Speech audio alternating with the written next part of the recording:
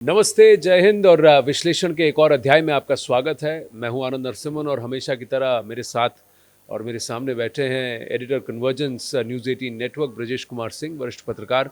नमस्ते। नमस्कार जी।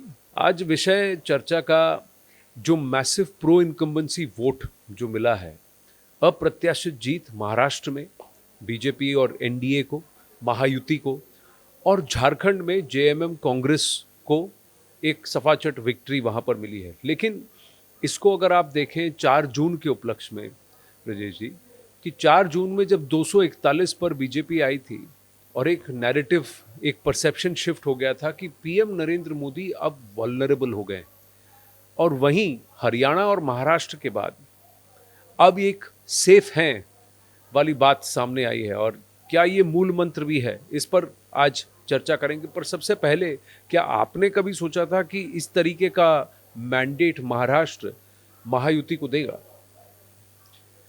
देखिए, महाराष्ट्र में इस तरह का मैंडेट नहीं मिलेगा। यह सोच या ये आशंका जो पैदा हुई थी वो क्यों पैदा हुई थी, उसका कारण जो कि आपने पहले ही कहा कि जब लोकसभा चुनाव के नतीजे आए और किसी ने सोचा नहीं था कि बीजेपी अपने बूते पर सरकार नहीं बना पाएगी, कि एनडीए के ओवरऑल फिगर को देखना पड़ेगा, क्योंकि इसके पहले के दोनों जो चुनाव हुए थे जो कि नरेंद्र मोदी की अगुवाई में हुए, जी, चाहे 2014 हो चाहे 2019 हो, बीजेपी ने अपने बूते पर सरकार बनाई थी। ये बात अलग है कि वो एनडीए की सरकार हम उसको कहते हैं, क्योंकि बाकी एलाइज भी थे और सब साथ मिलकर चुनाव लड़े थे।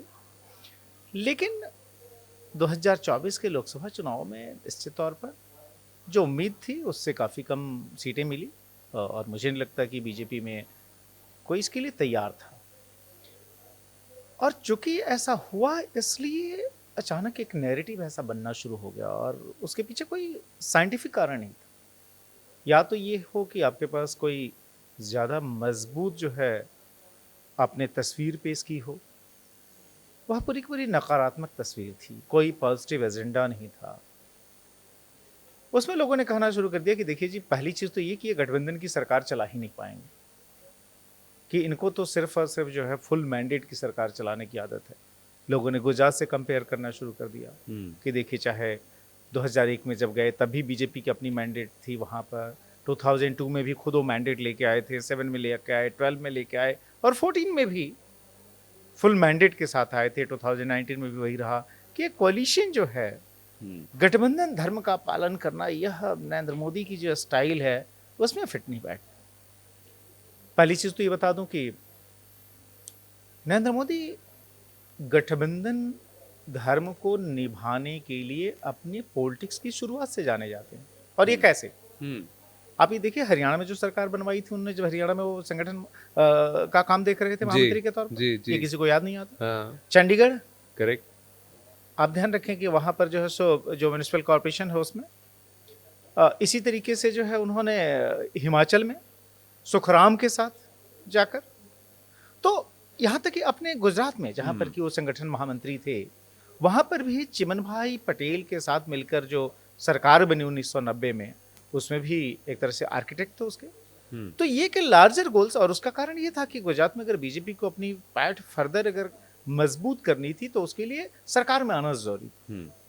तो पहली बात तो ये कि जो आलोचक ये मानते थे कि नरेंद्र मोदी को कोalition संभालने या चलाने का कोई अनुभव नहीं है, वो पूरी तरीके से गलत। दूसरा, मुझे लगता है कि उनके आलोचकों को बड़ा झटका तब लगा जब उन्होंने देखा ये कि अरे, चंद्रबाबू नायडू या नीतीश कुमार कोई बार्गेनिंग या कोई जो है सो आर्म ट्विस्टिंग किए बगैर जैसे ही नतीजे आने शुरू हुए और लगा कि बीजेपी अपने दम पर सरकार नहीं बना पाएगी, उसके पहले उन्होंने ओपनली अपने समर्थन को जाहिर कर दिया। तो उससे आलोचकों को थोड़ा और झटका लगा। फिर लोगों ने कहा कि अरे साहब देखिए, बंद तो गई है लेकिन 1-2 महीने में ही बिखराव शुरू हो जाएगा। वो भी नहीं हुआ।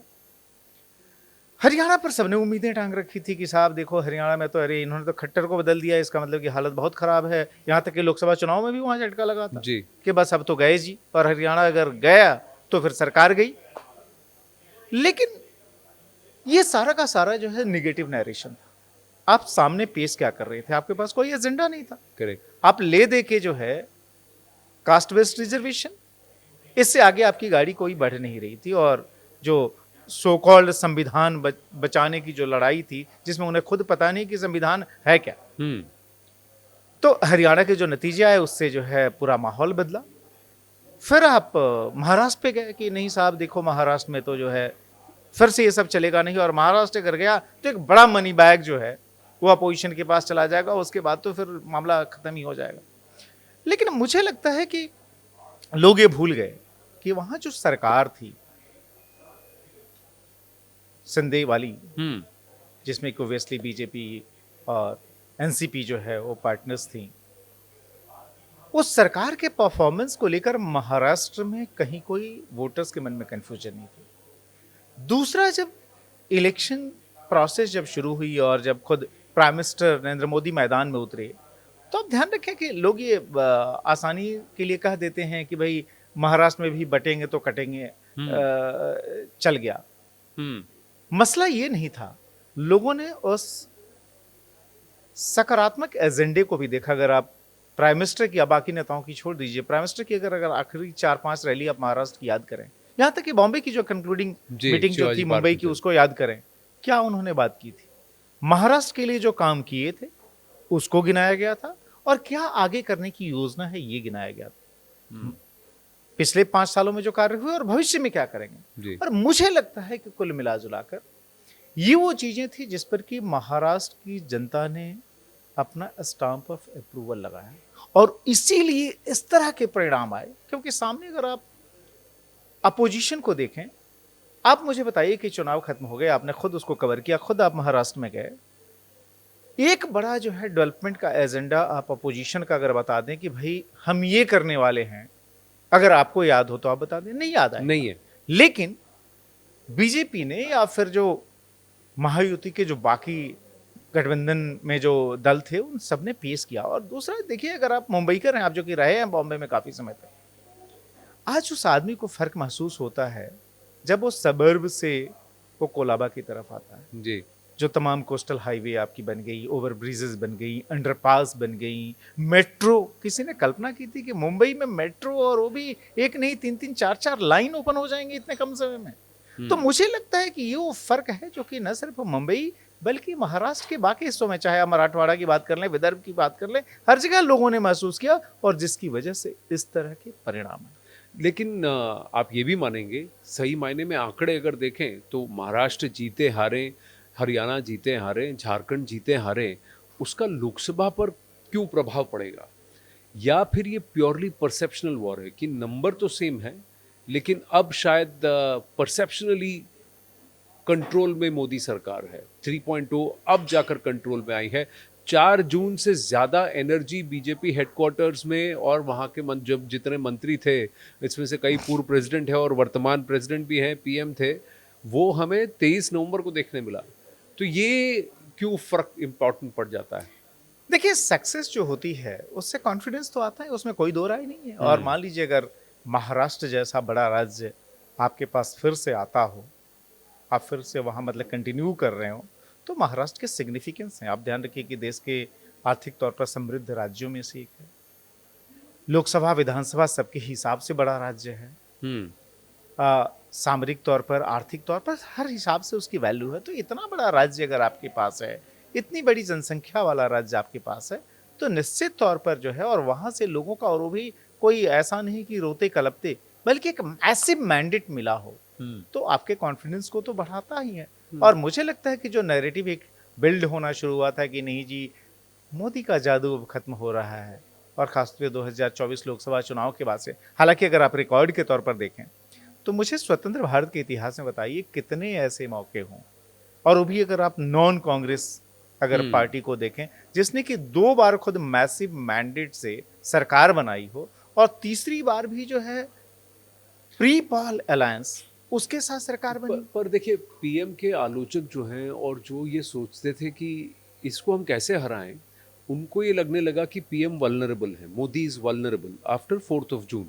भले ही ये आंकड़े सब हों, ये रिकॉर्ड हो। महाराष्ट्र की भी अगर आप बात करें तो ऐसा नहीं है कि देवेंद्र फडणवीस की अगुवाई में 2019 में कॉन्फिडेंस नहीं था। उद्धव ठाकरे और देवेंद्र फडणवीस कॉम्बिनेशन या अंडर द डबल इंजन सरकार मोटो पीएम, इनके पास 162 सीटें थी, उद्धव ठाकरे निकल गए तब दिक्कत हुई। तो ये तो लगातार तीसरी बार महाराष्ट्र में continuously mandate for that face and leadership है। लेकिन ये कहा जाता है कि हरियाणा में भी और महाराष्ट्र में भी पीएम को थोड़ा डाउन प्ले किया गया था पोस्टर्स में, लोकल लीडर्स को आगे दिखाया गया था, चाहे वो नायब सैनी हो, खट्टर हो, यहाँ पर फडणवीस हो, अजीत पवार हो, एकनाथ शिंदे हो, चाहे जो भी हो, लोकल लीडर्स को ज़्यादा दिखाया गया। पीएम ने थोड़ा अपने आप को अंडर प्ले किया इस बार। क्या ये बात सही है? देखिए, एक तो जब विधानसभा के चुनाव होते हैं तो ऑब्वियसली जो लोकल लीडरशिप होती है उसको तरजीह दी जाती है, और इसका मैं आपको उदाहरण दूंगा। खुद नरेंद्र मोदी का उदाहरण देख लीजिए, जब वो खुद गुजरात के मुख्यमंत्री थे। आप याद करिए 2002 के चुनाव, 2007 के चुनाव, 2012 के चुनाव, कम से कम 2002 में आडवाणी और वाजपेयी, ये दोनों बीजेपी के सबसे बड़े लीडर थे। जी। वाजपेयी खुद प्रधानमंत्री थे, आडवाणी जो है डिप्टी प्राइम मिनिस्टर थे, और मुझे लगता है कि वो एक रिचुअल्स था कि अगर कहीं भी कोई पोस्टर बनेगा तो ये दो तो रहेंगे, उसके बाद से कोई रहेगा। लेकिन आप याद करिए 2002 के चुनाव, जी। नरेंद्र मोदी सेंट्रल थीम थे वहाँ। 2007, 2012 याद करिए। तो जब राज्यों के चुनाव होते हैं तो तरजीह जो है, खासतौर पर अगर वहाँ पर मजबूत नेतृत्व है तो उसको दी जाती है। लेकिन क्या सिर्फ पोस्टरों की वजह से जो है आप ये मान लेंगे कि बैकसीट पर? आप देखिए कि महाराष्ट्र या झारखंड, दोनों जगह, और मैं बता दूं प्रधानमंत्री नरेंद्र मोदी की जो सबसे बड़ी खासियत है, आप एक कभी एनालिसिस करिए कि राहुल गांधी का दौरा कांग्रेस किन सीटों पर करवाती है। उन सीटों पे करवाती है जो कि बुनियादी तौर पे कांग्रेस की सबसे मजबूत सीटें होती हैं, जहां पर जीतने की संभावना सबसे अधिक होती है। प्रधानमंत्री मोदी उन इलाकों में, उन सीटों पर कैंपेन करने जाते हैं जहां पर बीजेपी की हालत सबसे खराब होती है, जहां पर सबसे ज्यादा चैलेंज होता है। तो मोदी कमजोर से कमजोर टीम को जीत में कन्वर्ट करने के लिए जाते हैं। दूसरी तरफ जो है, जो अपोजिशन के जो ये बड़े सितारे हैं, उन जगहों पे जाते हैं जहां पर कि ऑलरेडी जीतने की संभावना ज्यादा होती है। तो अगर आप महाराष्ट्र के जो इन चुनाव को देख ले, हरियाणा की आपने बात की, उन चुनाव को देख लें, सबसे ज्यादा और सबसे बड़ी रैलियां किसने की? जाहिर है प्रधानमंत्री ने की। तो आप ये कहें कि नहीं प्रधानमंत्री ने बैकसीट ले ली थी, देखिए नरेंद्र मोदी के रहते वो बैकसीट वगैरह जैसी कोई चीज होती नहीं। कमोबेश जो सील ऑफ अप्रूवल है, स्टाम्प ऑफ अप्रूवल है, पिछले अगर आप 2 दशक की अगर राजनीति देखें गुजरात से लेकर यहाँ देश तक, तो नरेंद्र मोदी को इग्नोर करके कुछ होता नहीं, और लोगों का जो ट्रस्ट है वही रिफ्लेक्ट होता है। तो फिर झारखंड में क्या हुआ? यही बात, यही इफेक्ट हमको झारखंड में नहीं देखने मिला। तो क्या अब बात एक है तो सेफ है, बटोगे तो कटोगे पर आकर रुकी है, या फिर बात सिंपली इस पर रुकी है कि कौन महिलाओं को पहले जाकर के वेलफेयर उनकी जेब में दे देता है, यानी कि direct benefit transfer directly to महिला? क्योंकि यही लाडली बहन जो मध्य प्रदेश में कारगर सिद्ध हुआ और बीजेपी के लिए रिकॉर्ड पुनः वापसी जिस तरीके से हुई, वही महाराष्ट्र में इनके काम आया, और वही मैया सम्मान के रूप में झारखंड में हेमंत सोरेन के काम आया। तो क्या अब बात यहाँ आकर रुक गई है कि इलेक्टोरल पॉलिटिक्स ये होगा कि कौन पहले फर्स्ट मूवर एडवांटेज की डिलीवरी दे दे डायरेक्ट बेनिफिट की? मुझे लगता है कि देखिए अगर तो महाराष्ट्र, उसमें फिर मोदी फैक्टर कहाँ? देखिए अगर महाराष्ट्र को सिर्फ आप ये और ये कहें कि नहीं जी सिर्फ वहाँ महिलाओं के वेलफेयर की इस योजना की वजह से महाराष्ट्र में इतना बड़ा मैंडेट मिला है, तो मुझे लगता है कि यह मिस इंटरप्रिटेशन होगा उस पूरे रिजल्ट का। वह वन ऑफ द फैक्टर्स हो सकता है, लेकिन वो सबसे बड़ा फैक्टर नहीं हो सकता, क्योंकि इस तरह का जो मैंडेट मिलता है किसी एक फैक्टर की वजह से नहीं मिलता। और आप ध्यान रखिए ना कि ये पूरे महाराष्ट्र से बीजेपी को मैंडेट मिला है, चाहे वो मराठवाड़ा हो, चाहे वो विदर्भ हो, चाहे मुंबई का इलाका हो, चाहे पूरा कोंकण का इलाका हो। तो मुझे लगता है कि महिलाओं को लेकर जो योजना थी वो किसी एक फैक्टर के तौर पर गिनी जा सकती है, लेकिन वही सबसे बड़ा फैक्टर हो ऐसा नहीं मान सकते। वो इसलिए क्योंकि वुमेन वोटिंग परसेंटेज भी आप आंकड़े देख चुके हैं, झारखंड में भी ऑल टाइम हाई थे, और महाराष्ट्र में भी आपने झारखंड की बात की, और चूंकि झारखंड के भी रिजल्ट महाराष्ट्र के साथ ही आए, तो झारखंड में देखिए झारखंड में क्या हुआ। पहली चीज तो ये देखें कि मान लीजिए नरेंद्र मोदी बहुत ही पॉपुलर हो, लेकिन क्या हम इससे कह सकते हैं कि उस पॉपुलैरिटी से आप मिजोरम के इक्वेशन रातों रात चेंज कर देंगे? आप ये भी देखेंगे ना कि उस इलाके का जो है क्या कम्युनिटी प्रोफाइल है, क्या कास्ट प्रोफाइल है, क्या रिलीजियस प्रोफाइल है। ये आपको स्वीकार करना पड़ेगा कि झारखंड, जो कि ट्राइबल एस्पिरेशंस को स्वर देने के लिए, आवाज़ देने के लिए जिस राज्य का गठन हुआ, हम्म। उसमें ट्राइबल सेंटिमेंट्स बहुत ज़्यादा हैं। हम्म। शिबू सोरेन, ये ठीक है कि नरसिम्हा राव की सरकार में जो है वोट देने के लिए कैश जो लिया उन्होंने और उसको यहाँ तक कि बैंक में जमा भी करवाया, उससे जो है वो भ्रष्टाचार का मामला भी फैला। लेकिन आप ये भी ध्यान रखें कि शिबू सोरेन एक समय आदिवासियों के लिए, झारखंड के आदिवासियों के लिए मसीहा थे। हम्म। दूसरा ये कि Jharkhand Mukti Morcha as a party जो है वो ट्राइबल्स की पार्टी गिनी जाती रही। दूसरा ये है कि उसके साथ एक बड़ा कम्बिनेशन जो है, बीजेपी चूंकि उसकी गिनती जो है खासतौर पर उन लोगों के लिए जो कि बीजेपी को पसंद नहीं करते, उनके लिए है कि भाई कौन सी पार्टी है जो कि बीजेपी को चैलेंज कर सकती है। तो आपको पता है कि वहां पर जो क्रिश्चियन वोटर्स हैं, जो वहां मुस्लिम वोटर्स हैं, हाँ। वह जो है बीजेपी को वोट करें, यह रेयर हो सकता है। इक्का दुक्का किसी सीट पर आप जो है लोकल कॉम्बिनेशन, लोकल कैंडिडेट की स्वीकार्यता की वजह से हो जाए तो अलग है, अन्यथा इन ब्लॉक को उस पार्टी को वोट करते हैं जो कि बीजेपी के लिए सबसे बड़ी चैलेंजर हो सकती है। झारखंड में वो पार्टी जो है झारखंड मुक्ति मोर्चा है। तो जेएमएम के साथ जो है क्रिश्चियन वोटर्स, मुस्लिम वोटर्स, और आप ये स्वीकार करेंगे कि झारखंड के इलाके में पिछले 150 वर्षों में खासतौर पर क्रिश्चियन मिशनरीज ने बड़े पैमाने पर कन्वर्जन किया। कई सारे जिले ऐसे हैं जो कि आज की तारीख में अगर आप कहेंगे तो क्रिश्चियन डोमिनेटेड हैं। पिछले कुछ वर्षों में आप ध्यान रखिए कि वहाँ पर बांग्लादेशीज, रोहिंग्याज, इनकी पॉपुलेशन बढ़ी है। बहुत सारी असेंबली सीट्स ऐसी हैं जहाँ पर कि मुस्लिम वोटर्स निर्णायक हैं। तो ऐसे में जो है आपका वहाँ पर विनिंग वोटिंग ब्लॉक क्या बन सकता है? विनिंग वोटिंग ब्लॉक जाहिर है आपको ट्राइबल में आपकी उस तरह की स्वीकार्यता बीजेपी की नहीं है। आप ध्यान रखिए बाबूलाल मरांडी उतने इफेक्टिव नहीं है, अर्जुन मुंडा इफेक्टिव नहीं है। तो आपको जो है नॉन ट्राइबल, ओबीसी, जो जनरल क्लास है, उसका एक कॉम्बिनेशन आपको बनाना पड़ता। अनफॉर्चुनेटली बीजेपी ने लास्ट टाइम जो चुनाव लड़ा उसमें जो है ये सोचा था कि चूंकि हमने आजसू के साथ समझौता नहीं किया, इसलिए जो है हमें महतो वोट नहीं मिले और उसका हमें नुकसान हुआ।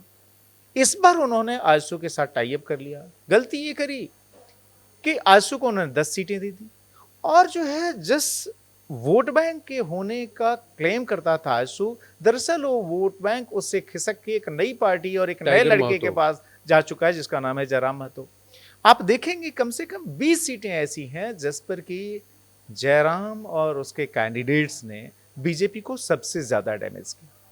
तो अगर आपका इस तरह का कॉम्बिनेशन नहीं बन पाता है तो आप भले ही कितने, अगर इसी फॉर्मूला को आप लगाएं तो फिर दिल्ली की बात कर लीजिए ना जी। दिल्ली भी तो पिछली 2 बार से जो है बीजेपी नहीं जीत पाई है।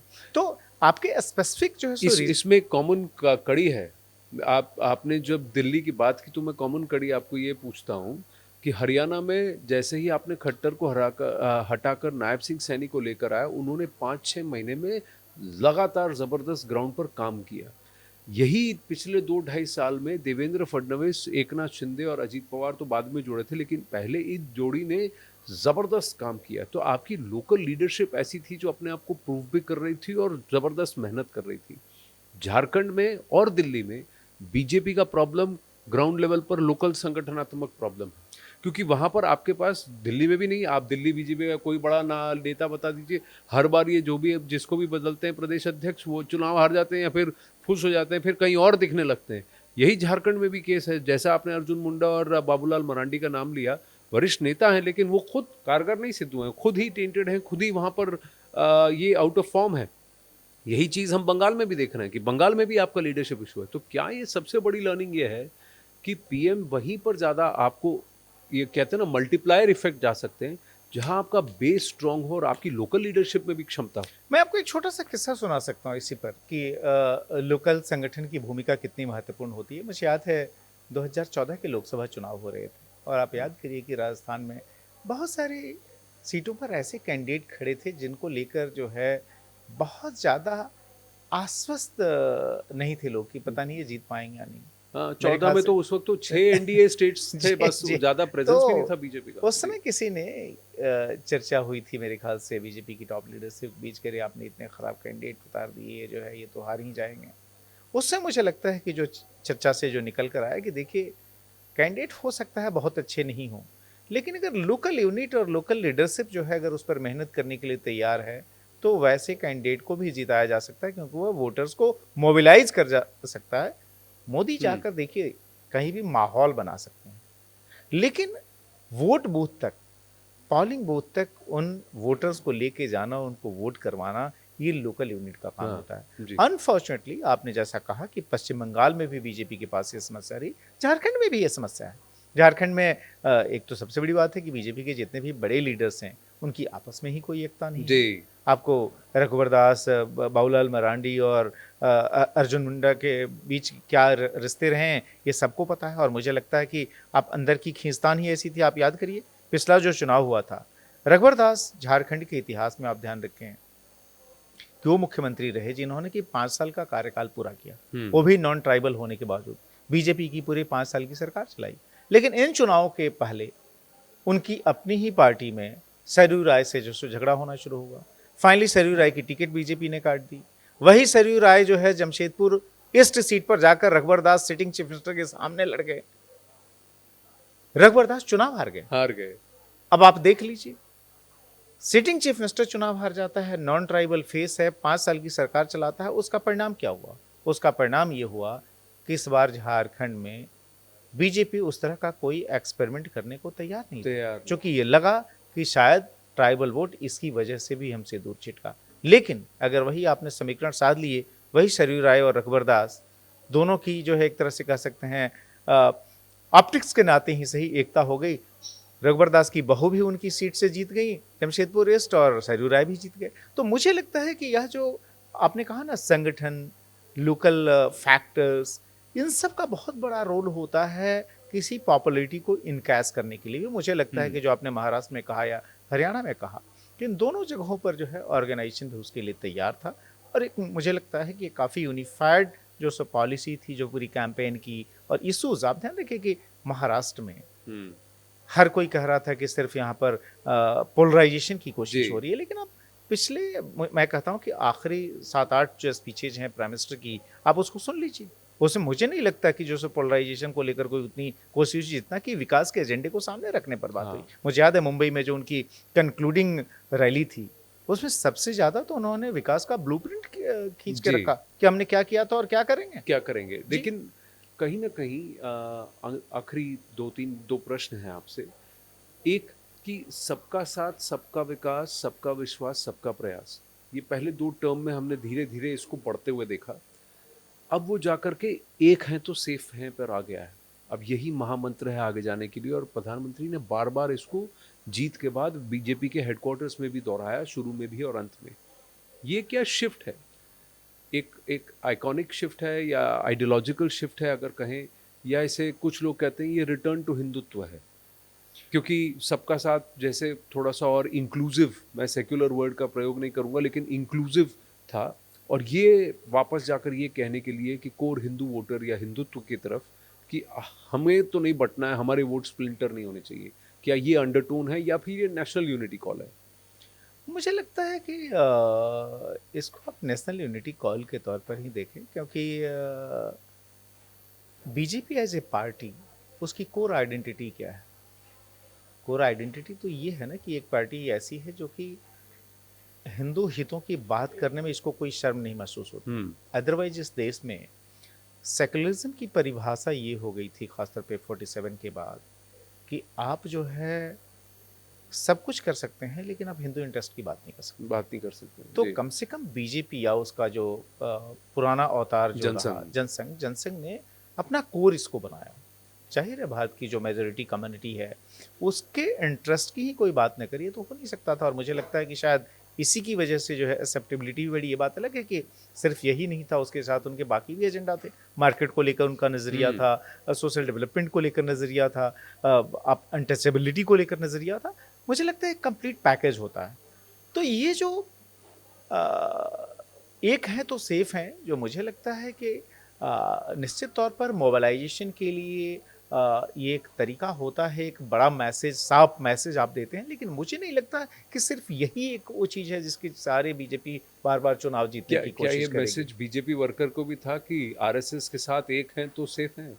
क्योंकि हरियाणा और महाराष्ट्र में आरएसएस की वजह से भी कहा जाता है, श्रेय है, क्योंकि 6000 गांव में 60 सभाएं की गई और वहां 50,000 से ज्यादा सभाएं संघ ने की।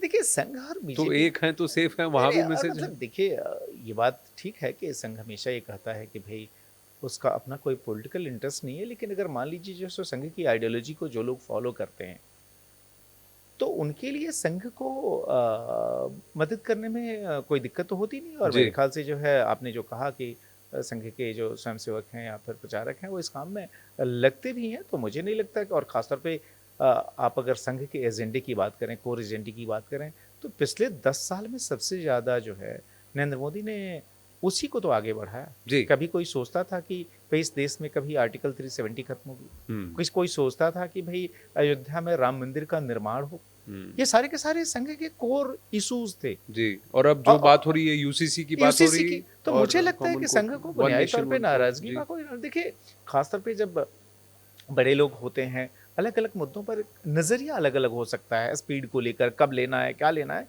और जाहिर है जो लोग सरकार में हैं, जो सरकार को जी। नेतृत्व दे रहे हैं, उनको बहुत सारे फैक्टर्स का ध्यान में रखना पड़ता है कि कोई चीज़ हमें कब करनी है।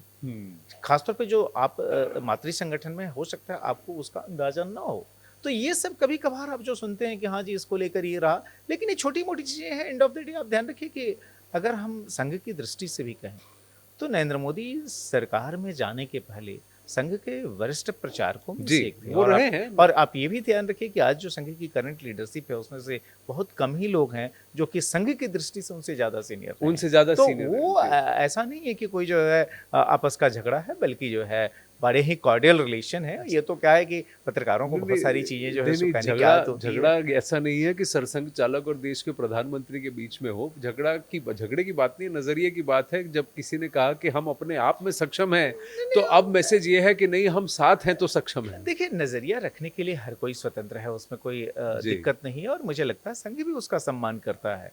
ऐसा नहीं है कि संघ उसका, और संघ तो ये भी कहता है कि अगर भाई बाकी पार्टियां भी अगर हमारे नज़रिए को सपोर्ट करती हैं तो हमें उनका भी समर्थन करने में कोई हर्ज नहीं है। तो बेसिकली संघ की कोर आइडियोलॉजी है, उस पर जो उसके करीब सटता है, जो उससे जुड़ा रहता है। और जहाँ तक बीजेपी का सवाल है, बीजेपी के अंदर संघ का तो संस्थागत ढांचा है, जो तमाम संगठन महामंत्री हैं वह संघ से ही आते हैं। तो मुझे नहीं लगता कि जो है उस तरह की कोई डिफरेंसेस या उस तरह की कोई ये है। चूंकि क्या होता है कि जब परिणाम कई बार उल्टे सीधे आते हैं तो ये सब चर्चाएं जोर पकड़ जाती हैं, और जैसे ही ठीक आने शुरू हो जाते हैं फिर से वो चर्चाएं दूसरे डायरेक्शन में चली जाती हैं। प्रत्यक्ष को प्रमाण क्या, उत्तर प्रदेश के बाईपोल को देख लीजिए आप, हरियाणा के चुनाव को देख लीजिए, महाराष्ट्र के चुनाव को देख लीजिए, और उसके हिसाब से आप लोकसभा में देखिए कौन कहाँ कितना उतरा था, किसने कितनी मेहनत की थी। तो मैसेज बहुत क्लियर है, साथ हैं तो सक्षम है, एक है तो सेफ है। इस पर आगे चर्चा भी करेंगे, विपक्ष की क्या नीति होगी उस पर भी बात करेंगे, और आगे आगे क्या एक्सपेक्ट किया जा सकता है अगले 6-8 महीनों में, पर वो तो अगले अध्याय में होगा। फिलहाल एक अल्प विराम। धन्यवाद विजय।